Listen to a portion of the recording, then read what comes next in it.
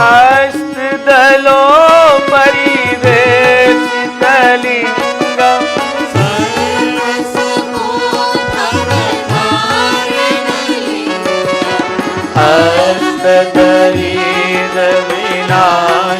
हस्तदरीदविनाशकलिङ्गम्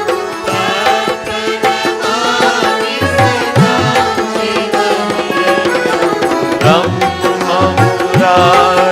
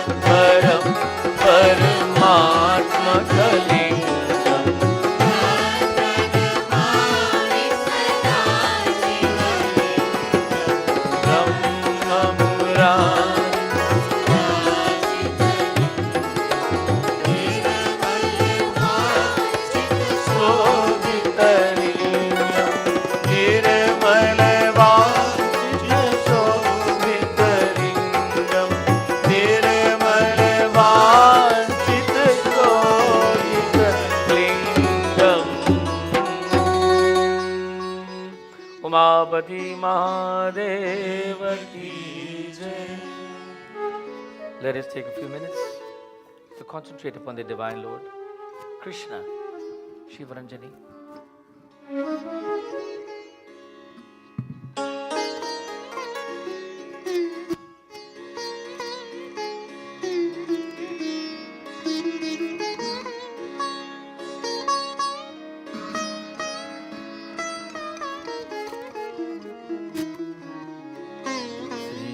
कृष्णाय वासुदेवाय गोविन्दाय नमो नमः. वसुदेवसुतं देवं कंसचाणूरमर्दनं देवकी परमानन्दम् कृष्णं वन्दे जगद्गुरुं.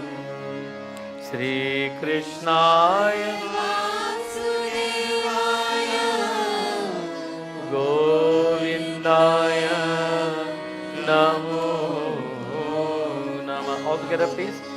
श्रीकृष्णाय वासुदेवाय गोविन्दाय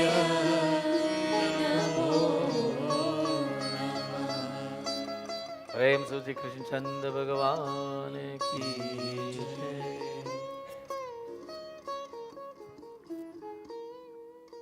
Love and respect,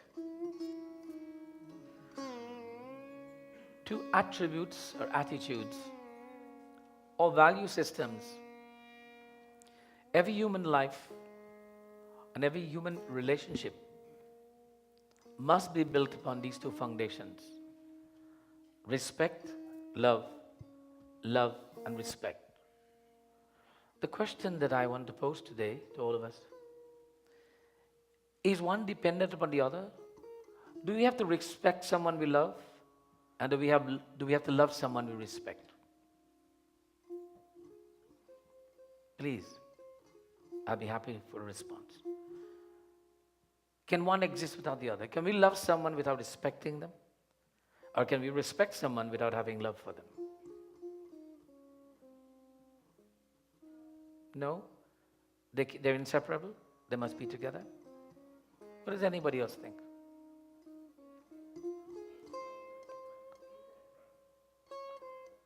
Have you never heard someone say, I respect you a lot, but I don't love you at all? Or I love you, but I don't have any respect for what you do. Together? Nice. Some of you are nodding your head, but you're not saying anything. Which one do you believe? The gentleman who's celebrating his birthday today, what do you believe?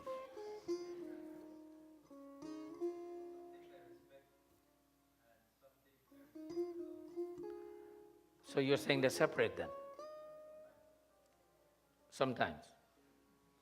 So are they separate or are they not separate? You don't think they're separate? You think they are separate. So he thinks they're separate, and here we have one of our devotees says they're not separate. So now we have this reality. Your answers represents the reality of the world. We live by these values. Indra believes they're inseparable, and my dear brother believes that they are separate. The realities are that we will live in our human relationship based upon those values and principles.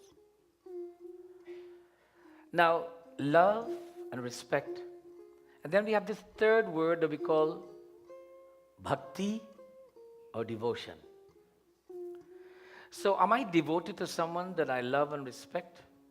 Or can I be devoted to someone I have no love and respect for them? Now, there is love, respect, and devotion. Let me put it in a different perspective. Children should love and respect their parents. But are children devoted to their parents? I see the young people looking at me. Children, parents always love and respect their children, and they are devoted to their children. On the reverse side, there is an expectation that children must love and respect their parents. Does that naturally default that they're devoted? What do you think, young people? No, naturally devotion is not there.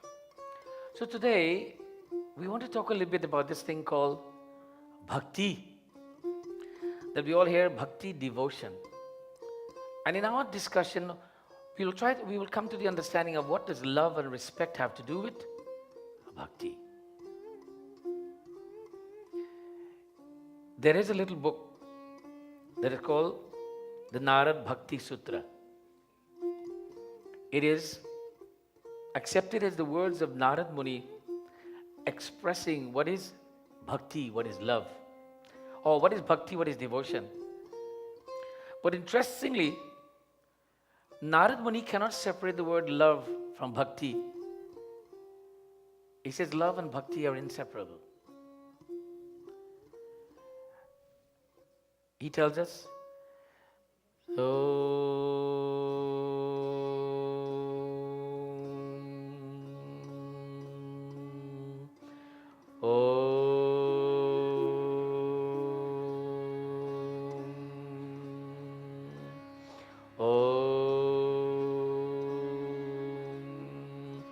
Pujadishavanuraga iti parasyasya lalakshanani vayanchante nanamata bheda Sri Krishnaya Vasudevaya Govindaya Namo Namah. He says that he will describe the characteristics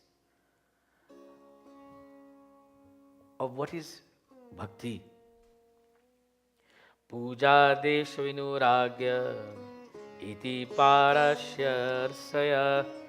He says, puja, worship to God in all of his forms, can only flow definitely and genuinely when there is deep love in the heart of the worshipper. Without love, you cannot do anything.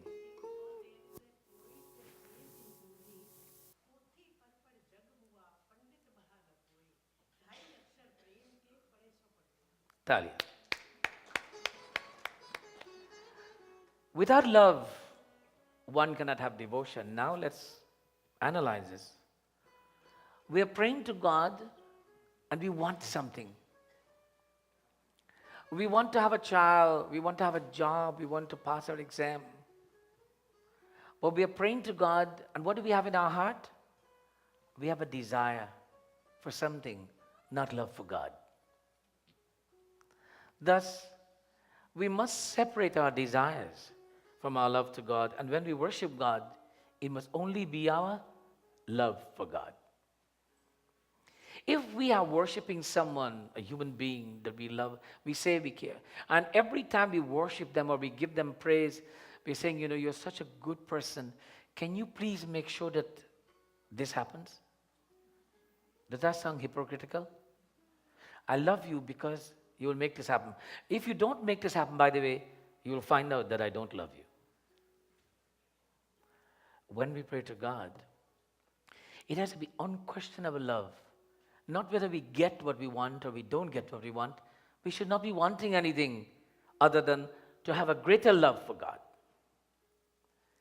So Narad Muni is saying, Puja Dishvanuragya iti parasharaya. That puja, and puja means also worshipping. This worship cannot be complete without it being supported by love for God, not desire for materialistic things. Many of us pray falsely. All of us do. Because in our prayers to God, we're always, oh God, let me have a good day. We're always asking for something rather than saying, oh God, I'm so privileged to have love in my heart for you. Now, to those people who are married, when was the last time you told your spouse that you're privileged to have love in your heart for them? Don't put your hands up now, please.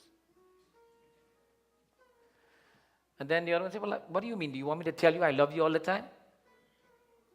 No. You see, love lies in the eyes of the beholder. We have to believe our love. But many times you question the other person's love. We question God's love. God, you don't love me. And if you could respond, he'll say, what are you talking about? I gave you everything. What do you mean I didn't love you? Isn't that what a spouse will say to the other spouse? What do you mean I don't love you? Didn't I give you everything? God will respond the same way. But we say we love God, but yet we are questioning God's love. We say we love our children, our mother, our father, our brothers, but yet we are questioning their love for us. Love lies in the eyes of the beholder. By the way, hatred lies in the hearts of the beholder also. My hatred and my love for you has nothing to do with how you love or hate me. It is my personal love and my personal hatred that I have to live with. Now let's come back to the question of love and respect. It is a natural tendency that when we are in love, we will glorify that which we love. And that glorification is a symbolism of our love, but also it is complemented by we respect the words or the things or the persona. Now let us be clear about something. We all look at pigeons and we think they are very beautiful birds, don't we? Anybody disagree that the pigeon is a beautiful bird? Poets write about them. But and you admire them flying, or you admire the doves. Doves are written about. But what happens if one of those pigeons or dove passed over and they kind of poo on your head? What happens? You don't like them anymore. Right? You don't like them anymore, but the pigeon in its natural process is just flying over, and that's how things happen. But yet that one incident will make us stop liking the pigeon. But remember, if you respect the ways of the pigeon, then our love will not go away for the pigeon, because we understand that that is the way of the pigeon. I want to share with you a little story. Some of you might have read it on the internet somewhere. Somebody shared it with me. It says there were two friends, who were very close friends. They were traveling in the desert. And while they were traveling, they were talking, and then they came to an argument. And then one friend slapped the other one very harshly on the face. And the friend who was slapped cried and stopped in their journey and wrote in the sand, "Today my friend slapped me and I felt pain and I cried." They continued their journey and they made up along the way. And then they came to an oasis where there was a pond of water. And naturally, they decided to take a little swim and wash. And the friend who was slapped and was in pain immediately ran to the pond first and jumped inside, only to discover that the pond is quicksand. From the minute He jumped inside, he started to sink. And if there's no one to rescue him, he will die. His friend who had slapped him came up and held out a hand and pulled him out and saved his life. He took a moment, the friend who was slapped and who was nearly drowned, and went to find a nice solid rock and got some and carved on it, "Today my friend saved my life." And they continued the journey. As they were on their journey, the friend who was slapped and the friend who was slayed, the same friend who saved life, says, "I'm confused, Why?" He says, "When I slapped you and you cried and you were pain, you wrote it in the sand. And when I saved your life, you wrote it on the rock. Why?" And the friend said to the friend, "When you slapped me, it did hurt, but I wrote it on the sand so that time will blow it away. But when you saved my life, I wrote it in the rock because I want to remember that all of my life." So in the concept of devotion, where do we write our love for God? In sand or in rocks? That is a question for us today. Is our love for God written on sand that it just blows away when the wind comes? Or is it written on the rocks that we see them every day? And in the same sense of our relationships, is it written in sand or is it written on rocks to last forever? Is it only tended by the harshness that we face or we confront, or is it also supported by the love and affection that we receive from time to time? Sri Krishnaya Vasudevaya Govindaya Namo Namah. Here, Narad Muni is saying to the world, the worship of God with deep love and firm attachment. Now we are told to detach in this world. We're told to detach ourselves from everything else but God. And the reality is, we detach ourselves from God and we attach ourselves to everything else. We operate in the reverse. Naraji is saying that in worship of God, become attached to the God, not to the worship. Many of us become attached to money or our education and not to the value of that it brings to us. I've got a BA, an MA, a PhD, I've got $1 million in the bank, and the numbers and the acronym makes me feel good, but I fail to realize what is the true value of this wealth that I have, of knowledge and money. How can it be used to make the world a better place?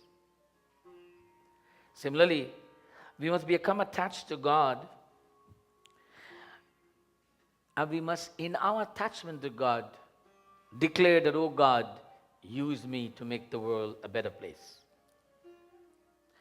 Use me to make the world a better place." Sri Krishnaya Vasudevaya Govindaya Namo Namah. My dear brother is celebrating his 54th birthday today. Let's give him a big hand, please.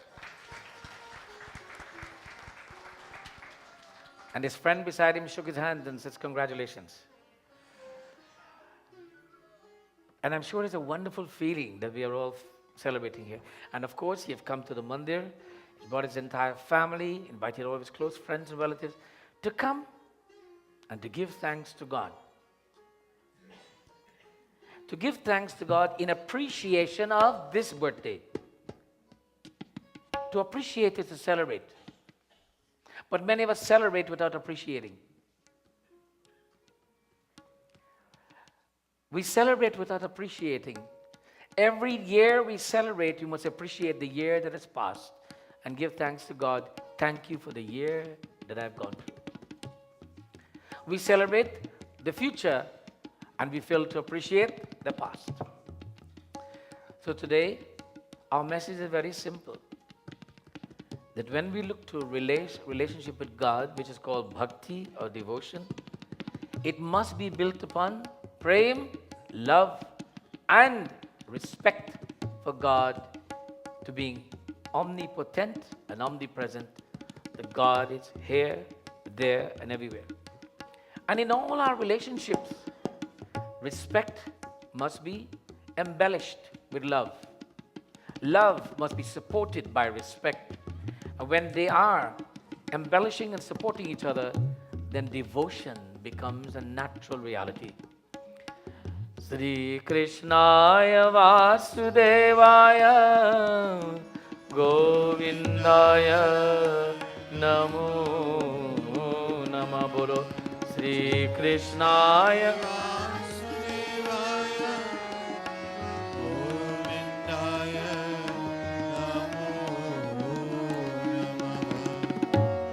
Sri Ram Bhajan karke जीवन को सफल कर श्री राम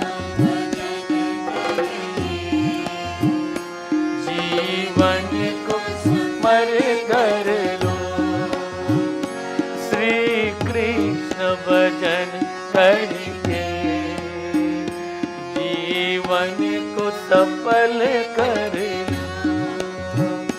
श्री कृष्ण भजन करके जीवन को सफल कर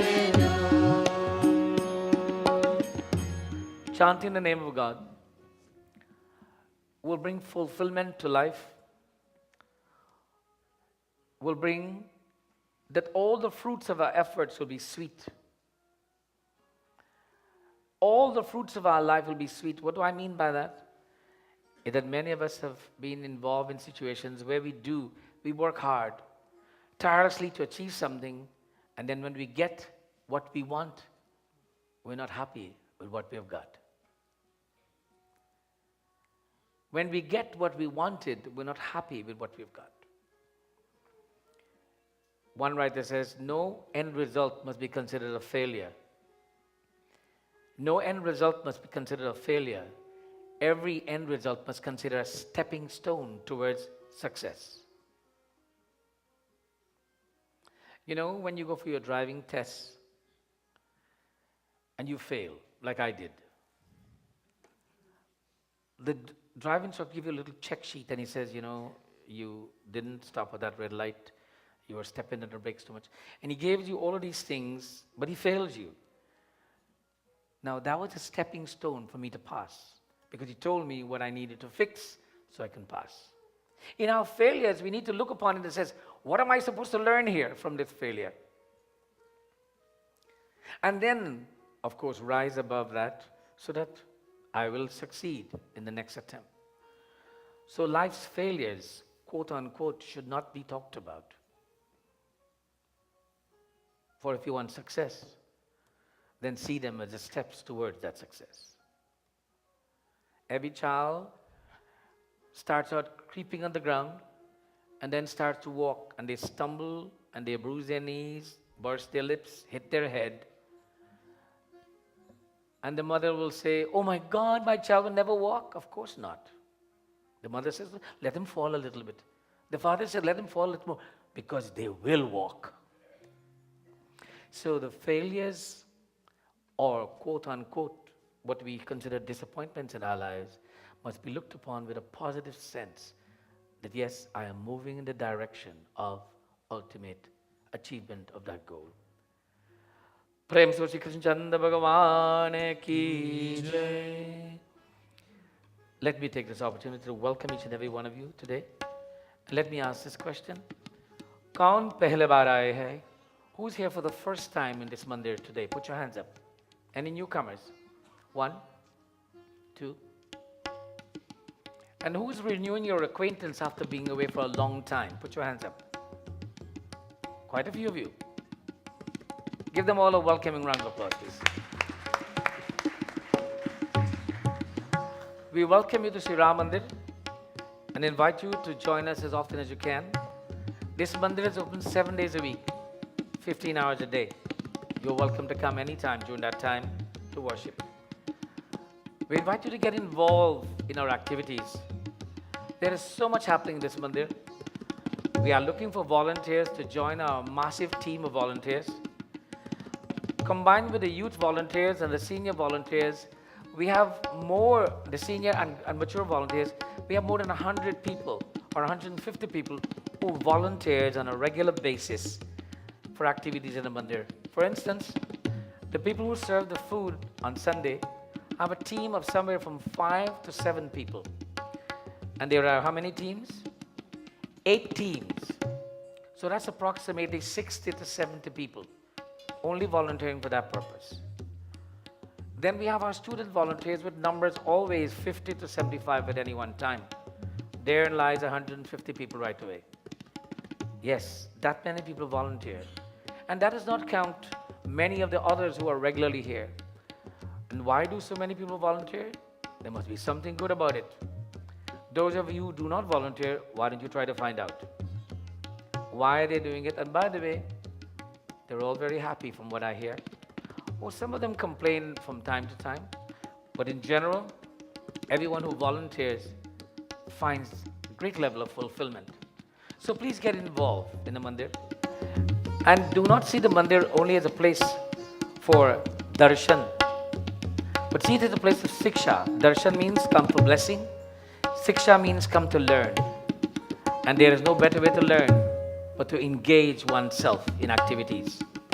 Someone can tell you, someone can show you, but when you engage yourselves, you learn naturally by that personal experience. So stop talking about being a nice person. Stop talking about wanting to help. Volunteer.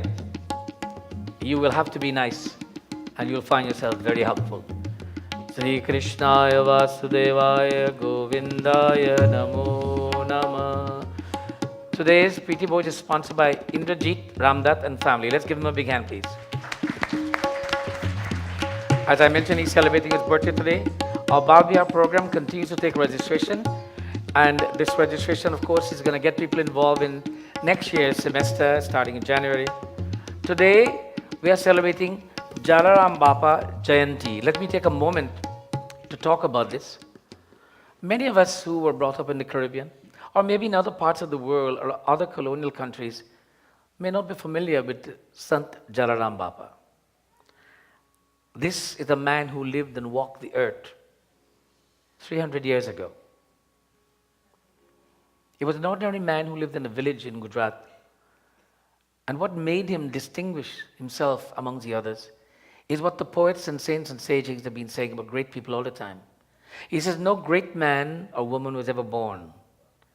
It was ordinary people who did great things and then are known to be great by the things they've done. For we are all equal in our abilities. But when we excel, when we step out of our box and do something outside of our realm, that is what makes us great. Jalaram Bapa's action of greatness, he didn't develop a cure for any illness. To be exact, he practiced the cure for all illness. What did he practice? Love and respect. He loved God's creation and he respected his duty to serve that creation. He dedicated himself to make sure that no one whom he will come into contact with would have a suffering for want of food. And he would give the last morsel of his food, and he encouraged his entire family to do the same. And he did this consistently, and then the people recognized him for his goodness. And there are wonderful stories about, because of his devotion to God in service to humanity, that he seems to have powers of perception. He seems to have powers of healing and powers of being able to foretell the future, all because of his love for humanity in the name of God. We celebrate his Jayanti was last Thursday, but we are celebrating that today from 4 to 6 with bhajan, kirtanam and bhojan. We invite everyone to come, to sit and sing, glorifying God and respecting one of his servants who serve without expectation. So this is what Jalaram Bapa is all about in brief.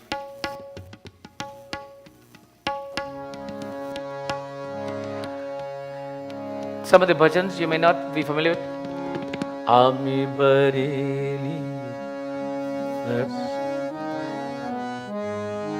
आमी बरेली दर्शन आपो वीरपुर वारा हरे आमी बरेली दर्शन आपो आमी बरेली दर्शन आपो वीरपुर वारा बापा रे दर्शन आपो कुराता वीरपुर वारा बापा रे जलाराम जलाराम जलियान जलाराम जलाराम जलाराम जलियान जलाराम जलाराम जलाराम जलियान जलाराम जलाराम जलाराम जलियान जलाराम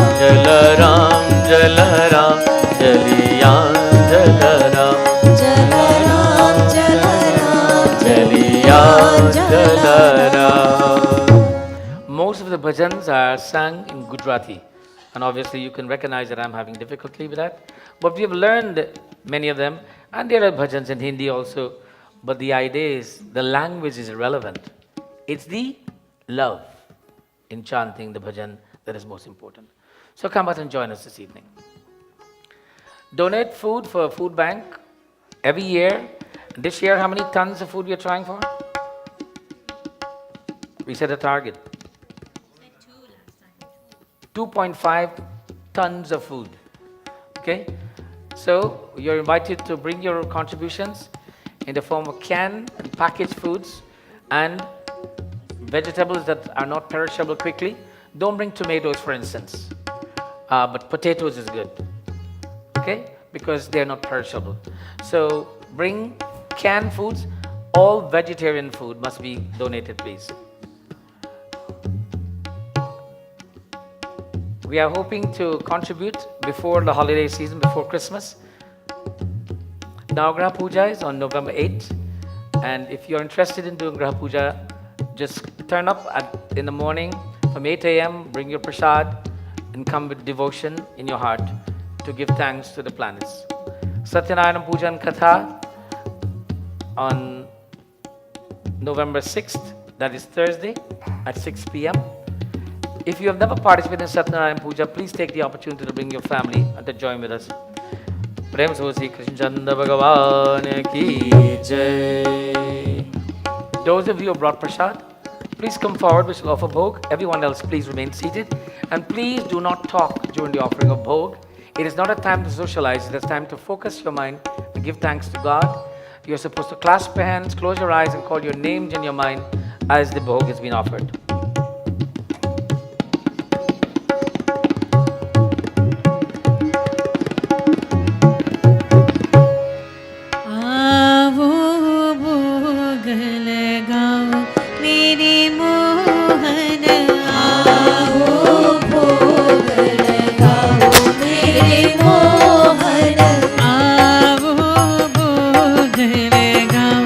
मेरे